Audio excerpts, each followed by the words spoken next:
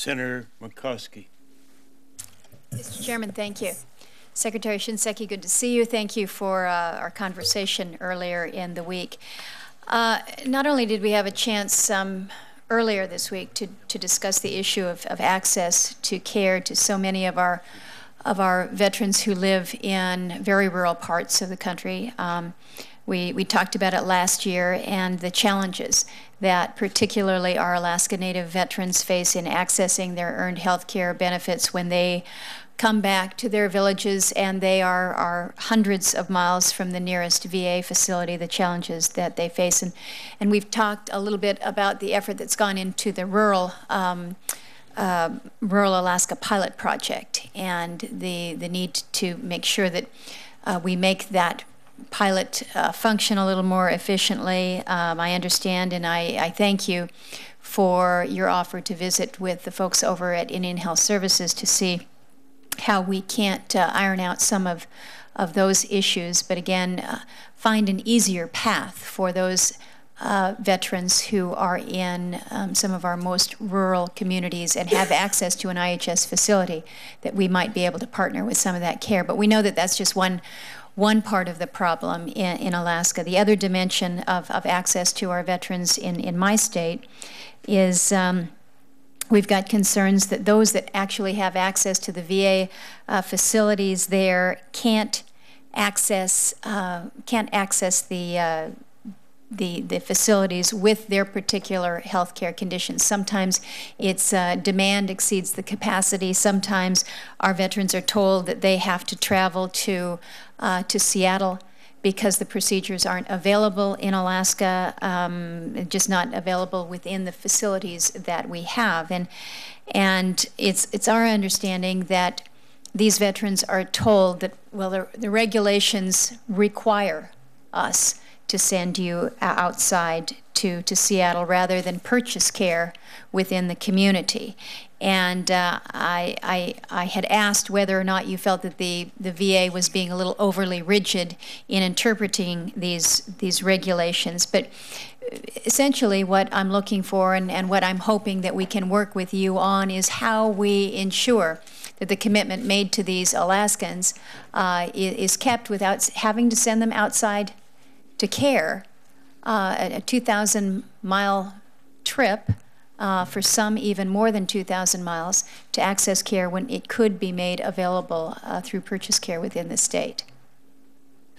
Senator, I appreciate those insights. I always do.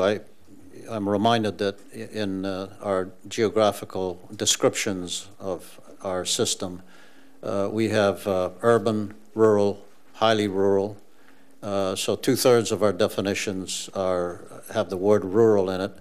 And then I'm told that even highly rural may not describe some parts of the country, and Alaska is one of them. We are going to look at very closely why we would send a veteran on a 2,000-mile journey if there is competent, safe health care available close by. And we'll take a look at that. This also behooves us to have a better working relationship, although we've already started this with the Indian Health Service, but a better relationship of sharing assets and capabilities so that we reach out into these areas that even as hard as we're working at it isn't still good enough. And telehealth is another capability. We've invested in it heavily. If there's any place we ought to be demonstrating the power of a microprocessor, it would be in places like remote tribal lands in Alaska. Let me just turn to our senior medical officer, Dr. Petzel, and ask him for his insights here. Thank you, Mr. Secretary. Senator Murkowski, I share your concern about the distance that some of these people have had to travel. We looked back and 685 veterans were asked to travel from Alaska down to a medical center in the lower 48, usually Seattle, but it may have been other places. And the question that I have when I heard that is, what sorts of things are they being referred for?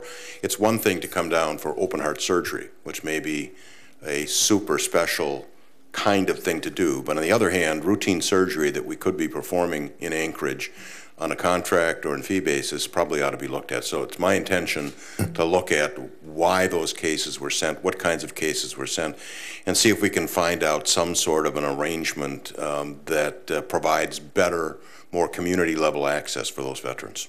Well, Dr. Pretzel, I appreciate that in speaking with constituents that are expressing their concerns and their frustrations.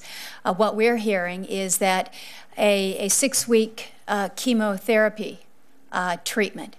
An individual lives in Fairbanks, our second largest community, fine medical facilities, and yet they're being sent outside down to Seattle for treatment. I would like to think that that is one of those that should absolutely not be necessary for something as routine as chemotherapy treatment. So I would like to work with you on that. I'd certainly like a better understanding myself. So much of what we know is anecdotal, but when we hear these anecdotes, this is something that for these families that have to make these transitions and spend 6 weeks down in a hotel in Seattle with no family members, the expense that's involved, but also the separation, is something that is not the kind of care that I think our veterans certainly deserve and that we owe to them. So we want to work with you on this. We would share your concern, Senator. Thank you, Mr. Chairman. Senator Murray. Thank you very much, Mr. Chairman, and I would tell my colleague from Alaska that we would happily take care of your veterans in Seattle. But I think most people don't realize it's a 3.5-hour flight from Alaska to Seattle. It's a long ways for those people to go, so I appreciate your concern. Mr. Secretary, thank you for you and your team being here today. I wanted to talk with you about an issue that is really weighing heavily on our veterans today, and that is that they are coming home from serving us so honorably overseas and cannot find a job. The unemployment rate for our young veterans returning from Iraq and Afghanistan is now over 21%. When I was out in my state for the last 2 weeks, I sat down with a number of young veterans to talk to them about what was keeping them from finding work